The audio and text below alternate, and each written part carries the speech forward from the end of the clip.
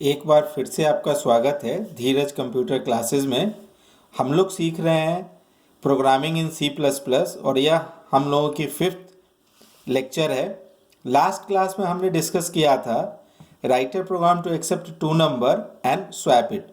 वह हमने किया था, लेकिन मुझे लगा कि उसको अच्छे से नहीं समझा पाया मैं, तो इसके लिए हमने इसको फिर एक बार फिर से इस क्वेश्चन को यहाँ पे हम लोग सॉल्व करेंगे। जैसा कि आप देख रहे हैं, write a program to accept two number and swap it.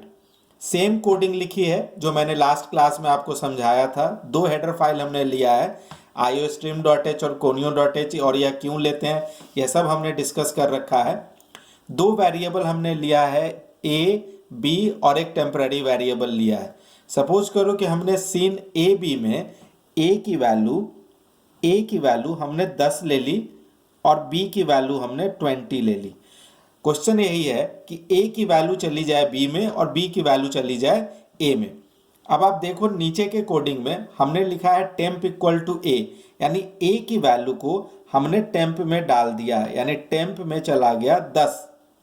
Next line लिखा हुआ है b इक्वल टू a, यानी b की वैल्यू हम a में डाल रहे हैं, यानी b की जो 20 वैल्यू है यह a में चली जाएगी, यानी a की वैल्यू अब 10 हट के क्या हो गई हमारी 20। और जो थर्ड लाइन आप देख रहे हो वहां पे लिखा हुआ है b इक्वल टू टेम्प, यानी b के अंदर टेम्प की वैल्यू चली जाएगी। तो टेम्प 10 है, b के अंदर टेम्प की वैल्यू चली गई। मैंने आपको बता रखा है कि हमेशा इक्वल टू के राइट साइड से वैल्यू लेफ्ट में स्टोर होती है। अब आप देखोगे गौर से तो जो a की वैल्यू 10 थी बदल के क्या हो गई हमारी 20, और b की वैल्यू जो 20 थी बदल के क्या हो गई हमारी 10। तो जब सी आउट ए बी करोगे तो अब a की वैल्यू आपको प्रिंट होगी 20, अब b की वैल्यू आपको प्रिंट होगी 10। हो गया स्वैप हमारी दो वैल्यू। इसको आप खुद से भी कोई भी रैंडम वैल्यू लेके, जैसे हमने a और b की वैल्यू 10 20 ली है, आप कोई और वैल्यू लेके अपने पेज पे डेफिनेटली आप प्रैक्टिस करोगे। सेकेंड बात मैंने आपसे डिस्कस किया था कि विदाउट यूजिंग थर्ड वेरिएबल, कि अगर हम थर्ड वेरिएबल का यूज नहीं करते हैं फिर कैसे हम वैल्यू को स्वैप करेंगे। सपोज करो कि a की वैल्यू आपने ली 10, b की वैल्यू ली आपने 20। मैंने आपको बता रखा है कि इक्वल टू के राइट साइड से वैल्यू लेफ्ट साइड में जाती है। a प्लस b की वैल्यू ऐड करके a में डाल दो, तो a की वैल्यू 10 है, b की वैल्यू 20 है और वह a में स्टोर हो रहा है। तो a 10 से हट के क्या हो गया आपका 30। नेक्स्ट लाइन जब पढ़ेगा कंप्यूटर a माइनस बी और वह चला जाएगा b में, तो अब a की वैल्यू आपके पास 30 है, 30 माइनस b की वैल्यू 20 है, 30 माइनस 20 10 हो गया और 10 b में चला जाएगा, b हो गई 10। नेक्स्ट लाइन जब पढ़ेगा a equal to a minus B, a की वैल्यू है 30, b की वैल्यू है 10, तो a हो गया आपका 30 माइनस 10 यानी 20।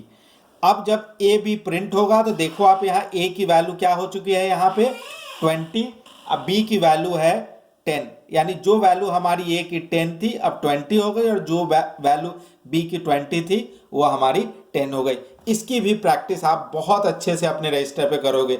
आपको बस रजिस्टर पे इसी तरह से प्रैक्टिस करना है जैसे मैंने आपको समझाया है। अब एक नेक्स्ट क्वेश्चन जो काफी अच्छा क्वेश्चन है मैं आपको समझाने जा रहा हूं, आप ध्यान से देखो। आप एक बार क्वेश्चन इसको राइट डाउन करो। क्वेश्चन यह है write a program to accept total days,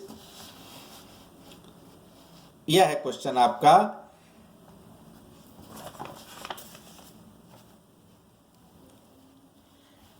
right a program to accept total days and display total number of years, month, weeks and days.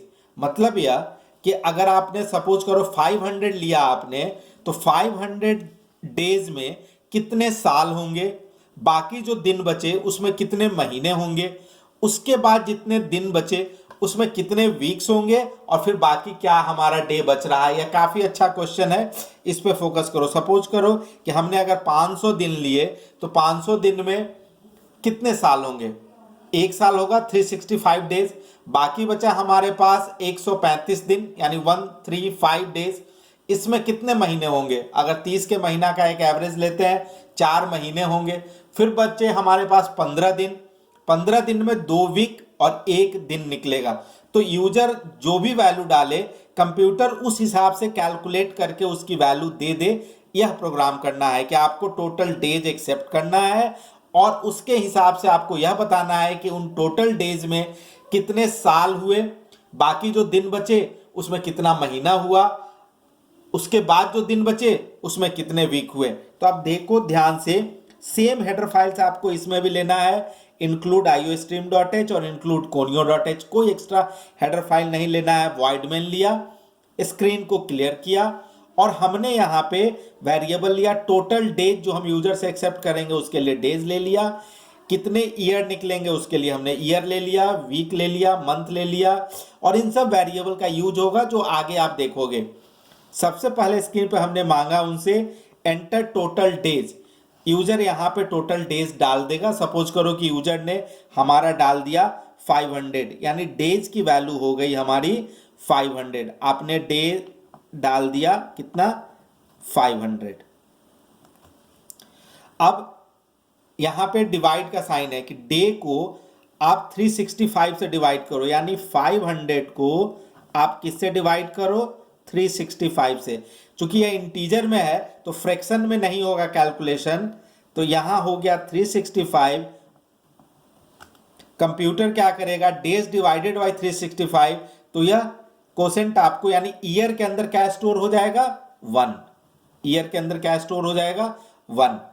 Next line में क्या होगा, डे मॉडुलस 365, यानी अभी day की value अभी तक आपके पास है 500, इसका रिमाइंडर निकालेंगे तो रिमाइंडर कितना आएगा, 135। तो 135 किस में चला गया, D1 नाम के वेरिएबल में। यानी इस 2 लाइन के कारण कोई भी इनपुट आप लोगे उससे ईयर निकल जाएगा और इस लाइन के कारण जो बाकी के दिन बचेंगे वो किस वेरिएबल में स्टोर हो जाएगा, D1 में। खूब केयरफुली इसको आप प्रैक्टिस करना, वीडियो को फिर से एक बार देखना और खुद से पेपर पे प्रैक्टिस करना।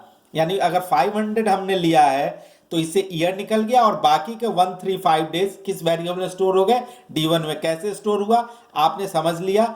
अगर दिक्कत हुआ फिर से आप देख लो कि 500 डिवाइडेड बाई 365 तो 1 आया, तो ईयर में 1 चला जाएगा कैलकुलेट होकर। चूंकि डेसिमल में नहीं है यह वैल्यू, इंटीजर वेरिएबल हमने सारा ऊपर ले रखा है, तो कोई भी कैलकुलेशन फ्रैक्शन में नहीं होगा। और फिर बाकी के दिन जो बचे वो D1 में हमने डाल लिया। अब हमें जो 135 डेज है इसमें कितने मंथ होंगे, तो हमने मंथ वेरिएबल में D1 डिवाइडेड बाई 30, तो अगर इसको 30 से डिवाइड करोगे तो 4 होगा, यानी फिर कोसेंट चला जाए, यानी मंथ के अंदर फिर आपका क्या चला गया, 4। अब देखो ईयर के अंदर 1 चला गया, मंथ के अंदर 4 चला गया। और फिर नेक्स्ट लाइन में D1 मॉडुलस 365, तो इसमें क्या चला गया, जो बाकी के जो 15 दिन बचे 135 में से आपने 4 महीने निकल गए, तो बाकी का जो रिमेनिंग डेज है वह D2 वेरिएबल में चला गया। अब अगर हमें वीक निकालना है फिर D2 यानी 15 डिवाइडेड बाई 7, तो वीक में 2 चला जाएगा और D2 मॉडुलस 7 तो 1 बचेगा, वह रिमेनिंग डेज नाम के वेरिएबल में स्टोर हो गया। यानी अगर आपने यह 500 लिया, कंप्यूटर इस सारे कैलकुलेशन से बिल्कुल निकाल के आपको देगा। हम तो इतना समय लगा रहे हैं आपको समझाने में, computer with in a second आपको यह सारा कैलकुलेशन करके दे देगा।